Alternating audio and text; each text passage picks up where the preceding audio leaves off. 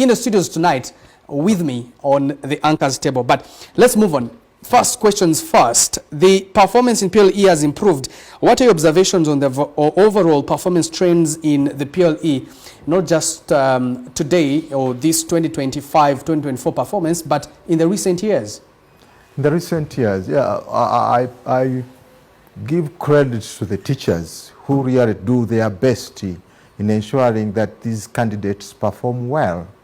Because you know, for a candidate to perform, there must be four major areas. The first one are the inputs. Second, the process. The third is output, what we are discussing now.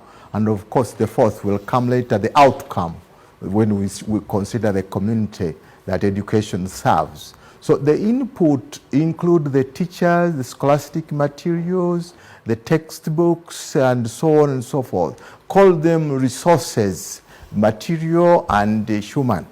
And then the process is what is done to the candidate.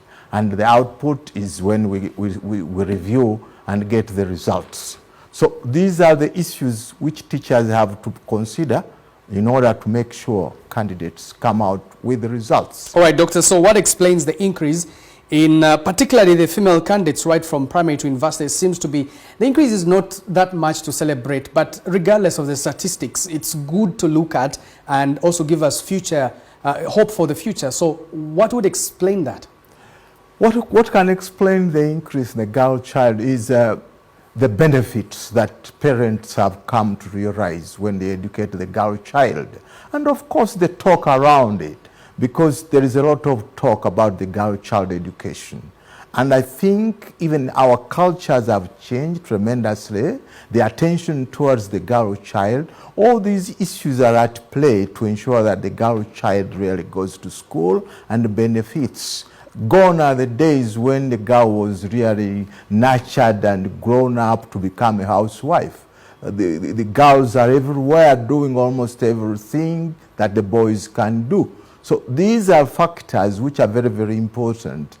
Nonetheless, we must also be clear that there are more girls accessing school at the lower levels, but the number of girls goes on dwindling as they go to higher levels. But I think there is a reason for us to celebrate the girl child access to education. We can celebrate the girl child access to education, but what about the regional disparity?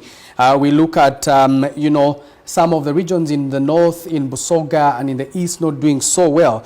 How can that be dealt with, given that there are regions that are consistently outperforming others? Yes, there is a lot of disparity, and it has quite a number of factors to be considered. But if you are to consider education, many factors have been talked about as we started the news. But what I can add is the participation and involvement of the parents in the education of their children. You find that those areas, those regions where education is lagging behind, the parents have not yet come on board in participating and contributing highly towards the education of their children. If this one is achieved, I'm sure we are likely to see a lot of change.